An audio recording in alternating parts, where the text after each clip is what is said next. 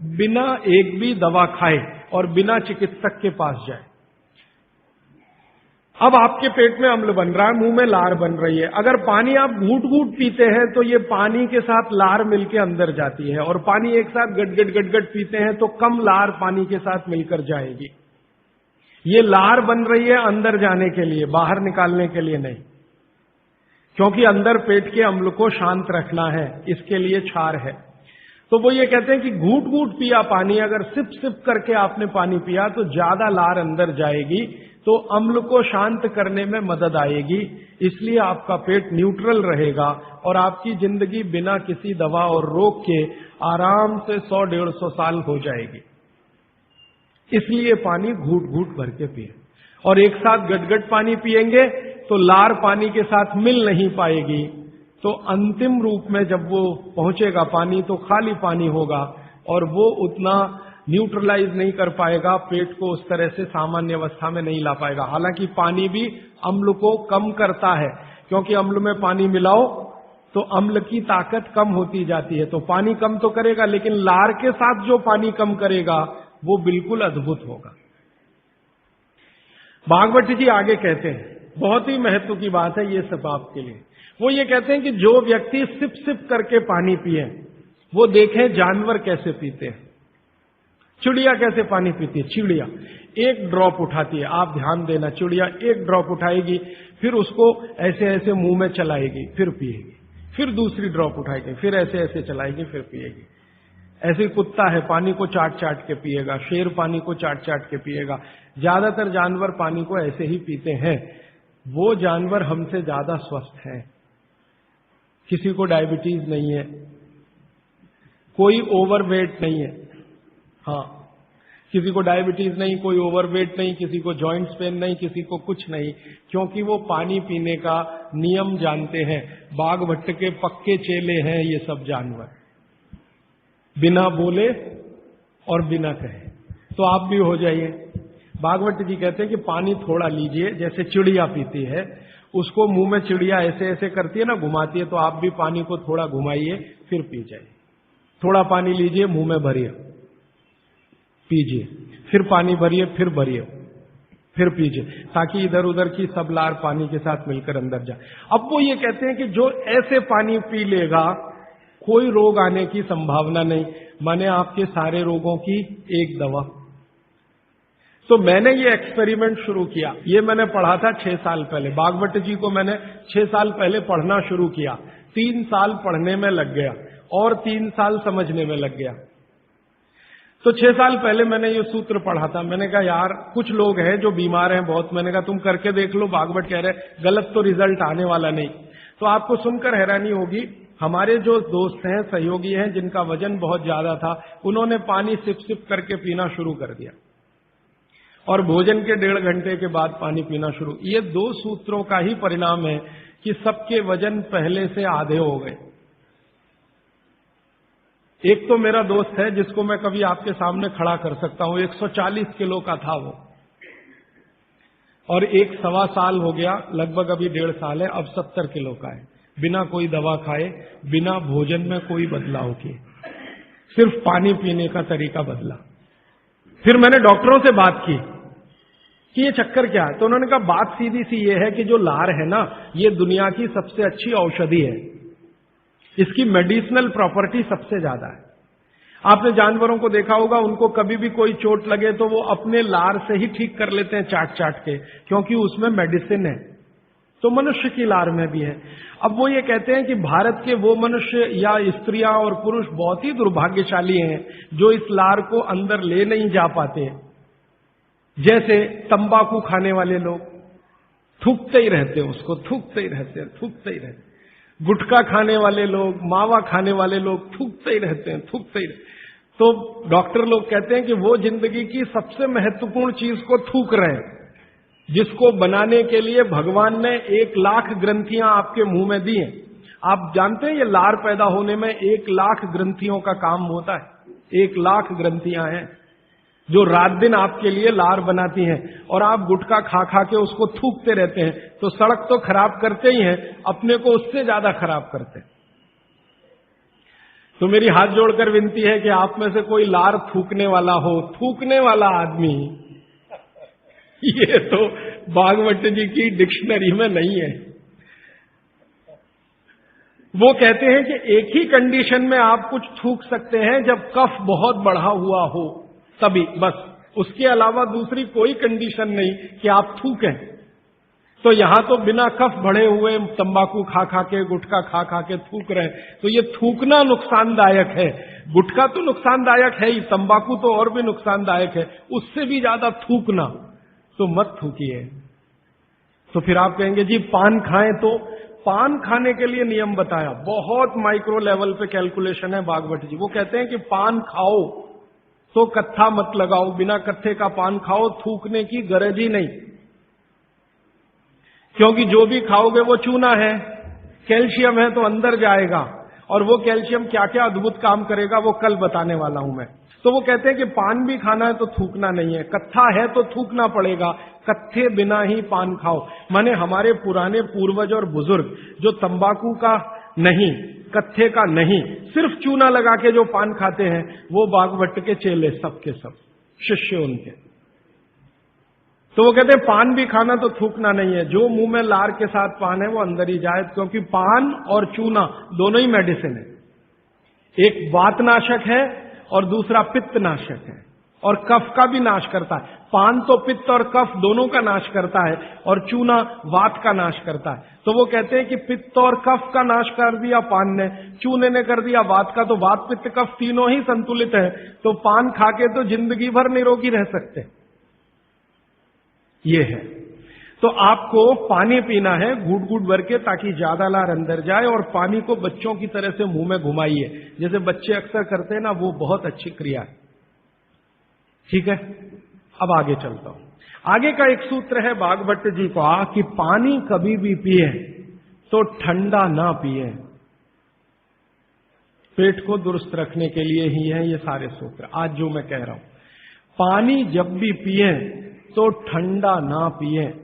कैसा पानी पिए जी? तो वो कहते हैं कि आपके शरीर का तापमान देखें, उसके अनुसार के तापमान का ही पानी पिए, माने शरीर के तापमान के बराबर का पानी पिए, माने गुनगुना पानी पिए। गुनगुना शब्द है। एक शब्द कोमट, कोमट शब्द गुजराती है नहीं, मराठी है शायद। हाँ, गुनगुना पानी पिए। नवसे का पानी कहते हैं राजस्थान में, नवसे का हल्का गरम गुनगुना पानी पिए। कभी भी पानी की गर्मी शरीर के तापमान के ऊपर ना हो, ऐसा पानी पिए। तो अब आपका शरीर का तापमान है 37 डिग्री, तो 37 डिग्री अगर आप पानी को लेके जाएंगे तो वो गुनगुना ही होता है। रूम टेम्परेचर के ऊपर रहता है, बॉडी टेम्परेचर के बराबर रहता है। तो ऐसा पानी पिए, गुनगुना ही पानी पिए। क्यों? अभी मन में प्रश्न आएगा क्यों? हम तो जी ठंडा पानी पीते हैं, फ्रिज का पानी पीते हैं, बर्फ डाला हुआ पानी पीते हैं। तो भागवत जी इसको बहुत अच्छे से समझाते हैं, और आधुनिक विज्ञान का इसमें मैं जोड़कर आपको समझाता हूं। आप अगर ठंडा पानी पी रहे हैं, कल्पना करिए, तो पानी क्या करेगा? पेट में जाएगा सीधा सीधा, और पेट को ठंडा बनाएगा। जिसका जैसा गुण है वही तो करेगा ना। बर्फ का गुण है ठंडा करने का, तो बर्फ डालकर पानी में आप पी रहे हैं, तो बर्फ का गुण वो पानी में आ गया। अब पानी आपके पेट को ठंडा करेगा। अगर पानी ने पेट को ठंडा किया तो, अगर पेट ठंडा हो गया पानी के असर में, तो शरीर ठंडा हो जाएगा, क्योंकि शरीर के सारे ऑर्गन पेट से ही जुड़े हुए हैं, चाहे वो आपका हार्ट हो, चाहे किडनी हो, चाहे लीवर हो। और अगर शरीर ठंडा हो गया तो जय राम जी की, जाइए यमराज के पास, यहां फिर आपके लिए कुछ नहीं है। तो पानी अगर पेट में गया और उसने पेट को ठंडा कर दिया, तो आप ठंडे हुए तो मर जाएंगे, मृत्यु आएगी। तो कभी भी ठंडा पानी ना पिए। एक विश्लेषण। दूसरा विश्लेषण कि अगर पानी आपने ठंडा पिया और आपका पेट जीवित है, जीवित होने से मतलब फंक्शनल है, काम अच्छे से कर रहा है, तो तुरंत पेट उस पानी को गर्म करने पर लगेगा। आपका जो जठर स्थान है ना, वो तुरंत उस पानी को गर्म करने पर लगेगा। तो पानी को गर्म करने के लिए उसको अतिरिक्त ऊर्जा की जरूरत पड़ेगी, और अतिरिक्त ऊर्जा उसको रक्त में से आएगी। तो शरीर के सब हिस्सों का रक्त पेट की तरफ जाएगा। थोड़ी देर के लिए शरीर के सारे हिस्सों का रक्त जो पेट की तरफ गया है, उसने बाकी हिस्सों में रक्त की कमी कर दी। मान लीजिए हृदय का रक्त पेट में चला गया, ब्रेन का रक्त पेट में आ गया, क्योंकि ब्रेन का सबसे पहले आता है, क्योंकि ग्रेविटी का फोर्स है ना, काम करता है, तो ब्रेन का सबसे पहले आता है, हृदय का उसके बाद आता है। दूसरे अंगों का रक्त सब पेट की तरफ गया, तो बाकी अंगों को रक्त की कमी आई। और ये कमी हर समय ऐसे ही आती रहे, आप ऐसे ही ठंडा पानी पीते रहे, ऐसे ही कमी आती रहे, पीते रहे, कमी आती रहे, तो एक दिन वो अंग काम करना बंद कर देंगे, क्योंकि उनको रक्त की सप्लाई कम हुई है। और वो अंगों ने काम करना बंद किया तो ब्रेन हेमरेज हो गया, वो अंगों ने काम करना बंद किया तो पैरालिसिस हो गया, वो अंगों ने काम करना बंद किया तो हार्ट अटैक हो गया। तो ये सारी बीमारियों को क्यों बुलाते हैं ठंडा पानी पी के? माने ठंडा पानी ना पिए। भागवत जी का मैंने मेरे जीवन में भी देखा। दुनिया में कुछ ऐसे लोग हैं जो एकदम चिल्ड वाटर पीते हैं। अमेरिका में, यूरोप में ज्यादा लोग चिल्ड वाटर पीते हैं। पानी को फ्रिज में रखते हैं और वो रखा रहता है 4-5 दिन, खूब ठंडा हो जाता है, फिर ऊपर से बर्फ डालते हैं, फिर पीते हैं। इतना ठंडा पानी पीते हैं। परिणाम क्या देखा है मैंने उन लोगों को देखा जो चिल्ड वाटर पीते हैं, वो सवेरे सवेरे अगर संडास घर में गए टॉयलेट में, तो 1-1 घंटे बाहर नहीं निकलते, कभी कभी तो 2-2 घंटे नहीं निकलते, बैठे ही रहते अंदर। उनको पूछो भाई क्या कर रहे थे 2 घंटे टॉयलेट रूम में? कहते हैं जी न्यूज़पेपर पढ़ रहे थे, मैगजीन पढ़ रहे थे। क्यों पढ़ रहे थे? टॉयलेट रूम तो न्यूज़पेपर के लिए बनाया नहीं है। तो कहते हैं टॉयलेट आती ही नहीं, माने स्टूल पास होता ही नहीं, संडास होती ही नहीं, उतरती नहीं, तो क्या करें। और वो बेचारे वहां बैठे बैठे कई बार इतने परेशान हो जाते हैं कि तरह तरह की आवाजें निकालते हैं, फिर भी नहीं आती। फिर वो गाना गाते हैं, मेरे सपनों की रानी कभी आएगी, वो आती नहीं है। और कभी कभी जब बहुत ज्यादा परेशान हो जाते हैं ना, तो एक गाना गाते हैं, एक बार आजा आजा आजा, वो तब भी नहीं आती। ये है समस्या। माने मैं कहना ये चाहता हूं कि जो लोग बहुत ठंडा पानी पिएंगे, उनको एक बीमारी है, वो है कॉन्स्टिपेशन, कब्जियत, कोष्ठबद्धता, बद्ध कोष्ठ होना। कॉन्स्टिपेशन का मतलब आपकी जो इंटेस्टाइन है ना, लार्ज इंटेस्टाइन, वो एकदम ऐसी संकुचित हो गई, ऐसे रहना चाहिए उसको, वो हो गई संकुचित। ये ठंडे पानी का असर है। तो अगर आपकी लार्ज इंटेस्टाइन ऐसी हो गई, तो आपकी जिंदगी भी ऐसी ही हो जाएगी। इसलिए कभी भी ठंडा पानी ना पिए। अब परसों एक बात मैंने कही थी कि फ्रिज का रखा कुछ ना खाएं, तो ये पानी भी उसी का हिस्सा है। फ्रिज का रखा हुआ पानी ना पिए, बर्फ डाला हुआ पानी ना पिए, आइसक्रीम कभी भी ना खाएं, क्योंकि वो भी ठंडी है।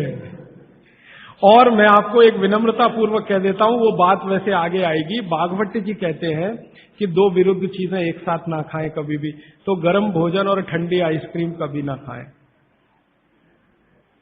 अक्सर मैं शादियों में, बारातों में जाता हूं, तो वहां मैंने देखा है कि भोजन गर्मा गर्म कराएंगे, अंत में आइसक्रीम जरूर खिलाएंगे। सर्वनाश, बुला बुला के हमारा सत्यानाश करते हैं। इनविटेशन देकर बुलाएंगे, आओ हमारे यहां मेहमान बनकर, तो पहले गर्म खाना खाओ, पीछे से ठंडी आइसक्रीम खाओ, ना मरो तो जल्दी मर जाओ। ऐसा आजकल आतिथ्य इस देश में चल रहा है।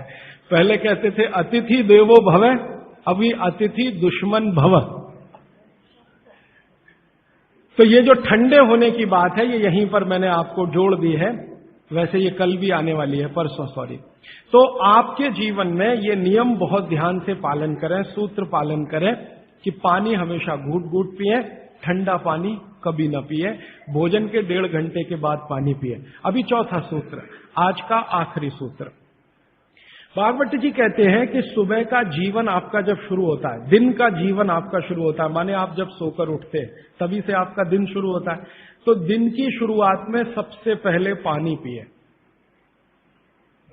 दिन की शुरुआत में सबसे पहले पानी पिए, माने सुबह उठते ही पानी पिए, ये है मतलब कहने का।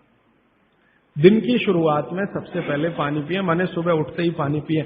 आयुर्वेद के विभिन्न चिकित्सकों ने और वैद्यों ने इसको कहा ऊषा पान करें।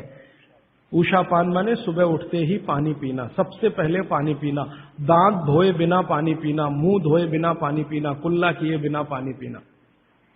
अगर आप सुबह उठते ही बिना मुंह धोए पानी नहीं पी सकते तो रात को कुल्ला करके सोइए, दांत साफ करके सोइए, दंत मंजन करके सोइए, दातुन करके सोइए, उठते ही पानी पीजिए। क्यों? कारण पूछिए। कारण उसका यह है कि रात भर जब आप सो रहे थे तो शरीर की सारी क्रियाएं तो शिथिल हो जाती हैं, लेकिन ये लार बनने की क्रिया ज्यादा शिथिल नहीं होती, ये चालू रहती है। तो रात भर आपने लार बनाई है, मुंह में जगह जगह जमा है, वो अंदर जाना बहुत जरूरी है, क्योंकि वो बेशकीमती है।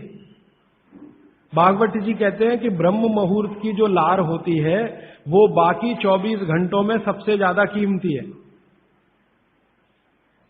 तो सुबह सुबह जो लार बन रही है ये अंदर जानी ही चाहिए, इसलिए बिना कुल्ला किए पानी पीने का नियम है। इसी को उषापान कहा जाता है। तो सुबह उठते ही पानी पिएं। कितना पिएं जी? तो उन्होंने 1 से 1.25 लीटर का कैलकुलेशन दिया वयस्कों के लिए। वयस्क माने 18 से 60 साल, 1 से 1.25 लीटर। और 18 से नीचे वाले जो लोग हैं उनके लिए 1.25 लीटर माने 750 ग्राम, और 60 के ऊपर वालों के लिए भी 750 ग्राम, 750 ग्राम। 750 ग्राम माने कम से कम 2 गिलास बुजुर्गों के लिए, 2 गिलास बच्चों के लिए, और 3 गिलास आपके उम्र के लोगों के लिए। कम से कम इतना पानी पिए।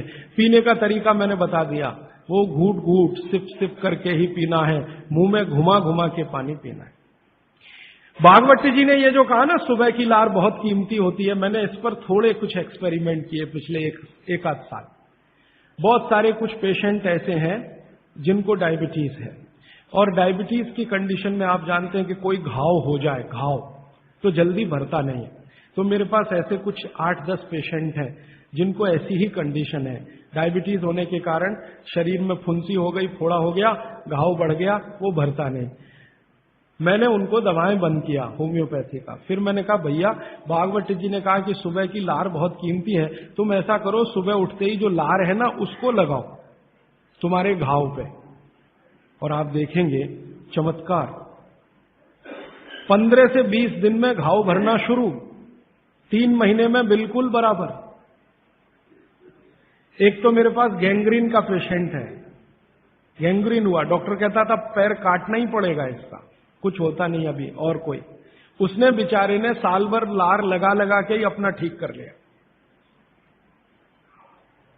तब मेरे समझ में आया कि जानवर हमसे ज्यादा होशियार है, चोट लगते ही वो चाटना शुरू कर देते हैं। फिर मैंने एक और एक्सपेरिमेंट किया। मेरे पास कुछ छोटे बच्चे हैं जिनको चश्मे हैं आंखों पर। अब उनके माँ बाप बहुत परेशान है कि ये चश्मा कैसे उतरे, मोटे मोटे चश्मे हैं छोटे बच्चों। तो मैंने उनको भी सिखा दिया, देखो सवेरे सवेरे सोकर उठो और मुंह का थूक आंख में लगाओ काजल की तरह से। तो बच्चों ने चालू कर दिया। बच्चे बहुत भोले होते हैं, सीधे होते हैं, कोई भी बात अगर समझ में आए तो करते। अब आपको हैरानी होगी कि चश्मे उतर गए सिर्फ ये लार लगाने। आप भी करके देख लीजिए जिनको भी चश्मे। बस अंतर इतना है कि बच्चों को जल्दी उतरे, आपको थोड़ा देर में उतरेंगे लेकिन उतर जाएंगे।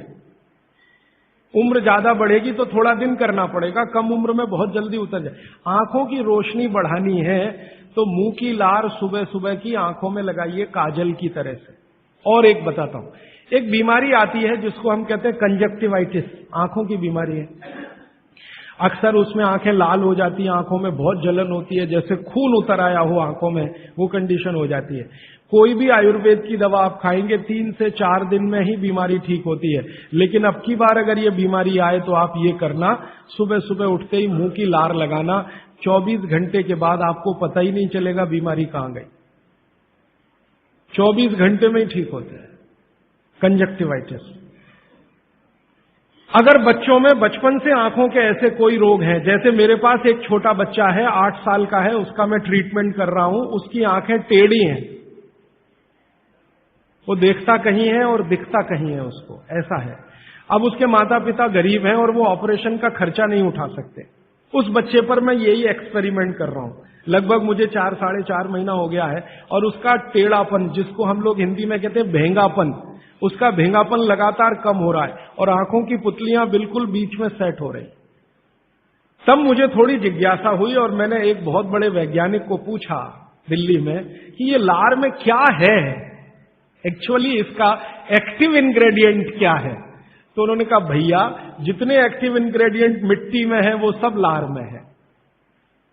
तो मैंने आपको बताया मिट्टी में 18 एक्टिव इंग्रेडिएंट्स हैं, लार में वो सब के सब हैं। इसलिए लार शरीर के लिए बहुत ही कीमती है, बेशकीमती है, इसको कभी नष्ट नहीं करना। इसकी मदद से आप बहुत सारे रोग ठीक करते हैं। और 2-4 बातें बता दूं क्या क्या रोग और ठीक कर सकते हैं। आपके शरीर में कोई दाग हो गया, धब्बा हो गया, जैसे जल गए, जलने का दाग होता है ना, उस पर नियमित रूप से सवेरे की लार की थोड़ी थोड़ी मालिश करते रहिए। 6-8 महीने में धब्बा बिल्कुल साफ हो जाए, जले हुए का धब्बा। शरीर में और कोई ऐसा अंग में सफेद दाग दिख रहा है या काला दाग हो गया या फलाना हो गया या ढिमाका हो गया, एक्जिमा हो गया, मान लो खराब बीमारी की बात करूं, एक्जिमा हो गया, एक्जिमा पे रोज सुबह की लार लगाइए, मालिश करते रहिए, 6-8 महीने के बाद देखिएगा साफ। और एक्जिमा से भी ज्यादा खराब बीमारी है सोराइसिस, वो भी ठीक होती है इसी लार से। बस इतना है कि साल भर करना पड़े। मुफ्त का इलाज है, फोकट का इलाज। भागवत जी ने जितने भी इलाज बताए हैं सब फोकट के और मुफ्त के, बाहर जाने की जरूरत ही नहीं है। तो आप स्किन डिसीज में इसका एक्सपेरिमेंट करिए, आंखों की बीमारियों में इसका एक्सपेरिमेंट करिए, घाव हो जाए कहीं शरीर में उस पर एक्सपेरिमेंट करिए, फोड़े फिंसियों पर इसका एक्सपेरिमेंट करिए। मैंने ये चारों एक्सपेरिमेंट किए, बहुत अच्छे रिजल्ट हैं। आप भी करिए, रिजल्ट आपको भी मिलेंगे। बस इतना ही है कि आप दूसरों को भी बताते जाइए। तो आपने अपना दुख तो कम कर लिया, आप दूसरों का भी कम कराइए ना, तभी मोक्ष जाएंगे।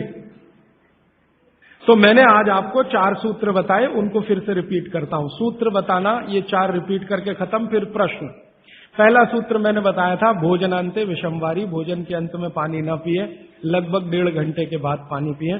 दूसरा सूत्र मैंने बताया था, पानी हमेशा घूट घूट भर के पिए, सिप सिप करके पानी पिए। तीसरा सूत्र बताया था कि ठंडा पानी कभी ना पिए, हमेशा गुनगुना पानी पिए।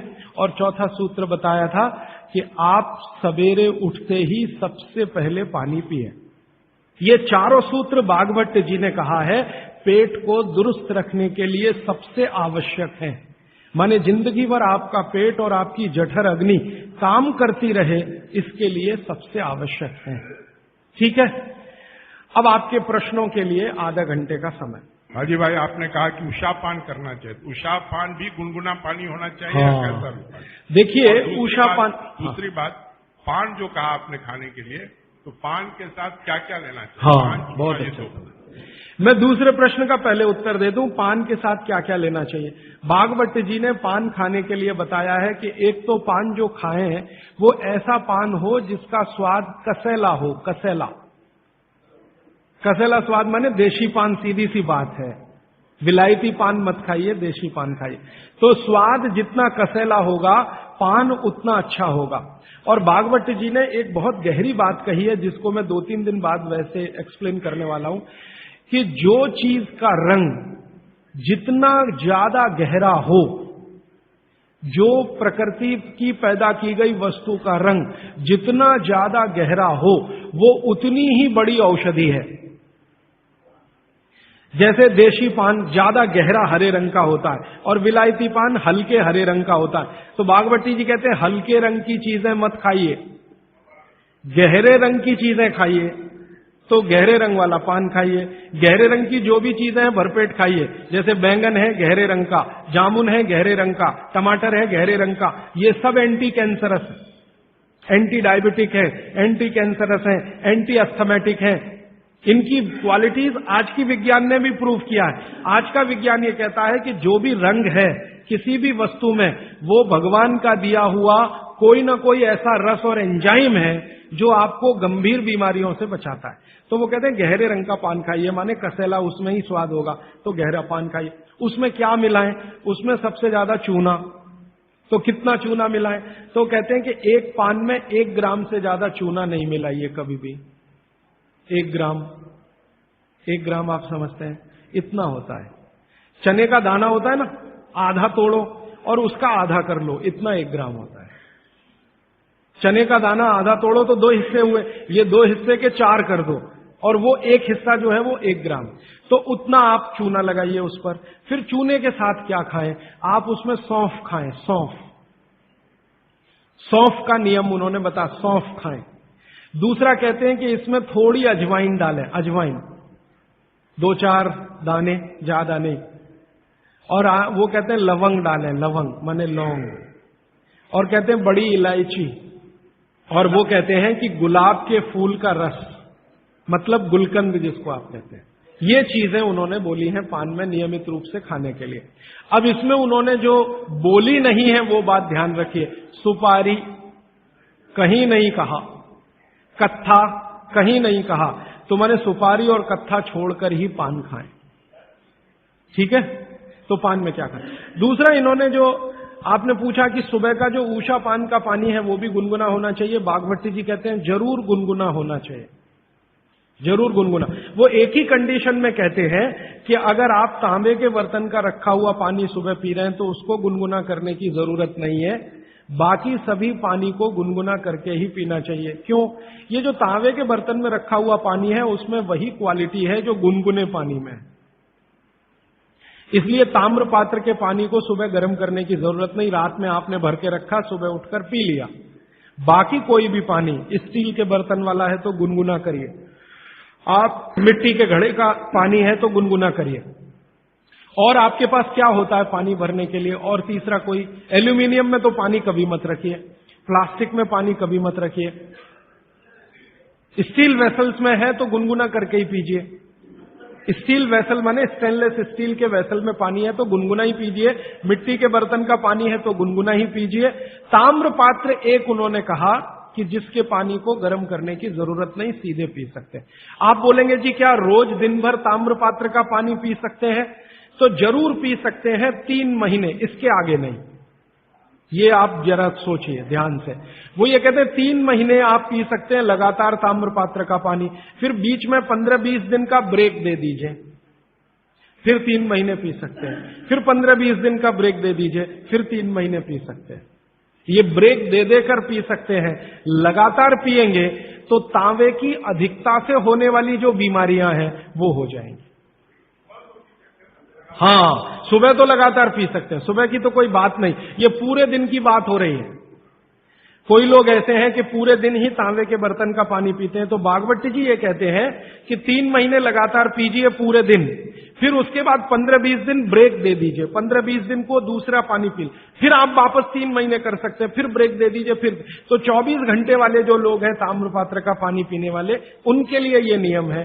सुबह का तो ताम्र पात्र का ही सबसे अच्छा है जी। भोजन के बाद जो रस और मठा पीने के बताए थे आप, तो क्या ये आमदनी को शांति करेगी? हाँ, बहुत अच्छा सवाल है, बहुत अच्छा सवाल। देखिए, इस सवाल को मैं और थोड़ा विकसित करूं, मैं इंतजार कर रहा था कोई पूछे तो मैं बताऊं। ये सवाल कुछ इस तरह का है कि मट्ठा है ना, उसमें पानी ही है, आप जानते हैं, शायद उसमें 90% तक पानी है, दही तो सिर्फ 10% होता है। और जूस पी रहे हैं उसमें भी पानी ही है, और दूध पी रहे हैं उसमें भी पानी है।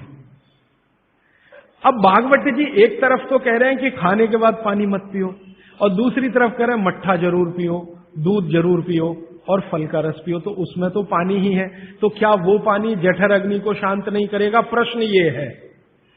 ये पूरा नहीं पूछ पाए, मैंने पूरा कर दिया। तो क्या वो पानी जठर अग्नि को शांत नहीं करेगा? इसका बहुत ही सुंदर एक्सप्लेनेशन बागभट्टी जी करते हैं। वो ये कहते हैं कि पानी का जो गुण है वो अपना कुछ नहीं, ये बात ध्यान से समझिए, पानी का जो गुण है वो अपना कुछ नहीं है। पानी को जिस पात्र में रखा है या जिसमें मिलाया है उसी का गुण वो धारण करता है। आपने एक पुराना गाना सुना है, पानी रे पानी तेरा रंग कैसा, फिर आगे है जिसमें मिला दो उस जैसा। तो पानी का रंग, गुण और धर्म तीनों ही वही होते हैं, वो जहां मिल गया। तो आपने पानी को मिलाया दही में, तो अब वो पानी का गुण नहीं है, अब वो दही का गुण धारण करेगा। पानी को आपने मिलाया जूस में, माने फल में, तो फल के जो गुण हैं वो पानी में आ जाएंगे। और पानी है दूध में, तो दूध के सारे गुण वो धारण कर लेगा। तो पानी अगर सीधा पी रहे हैं इंडिपेंडेंट, तब उसके अपने गुण धर्म होते हैं, लेकिन मिलाया हुआ पानी जब भी किसी वस्तु के साथ आप पिएंगे तो उस वस्तु का गुण पानी में आएगा। इसलिए मट्ठा पीने को खुली छूट है, पेट भर के पीजिए। दूध पीने को खुली छूट है, पेट भर के पीजिए। जूस पीने को भी खुली छूट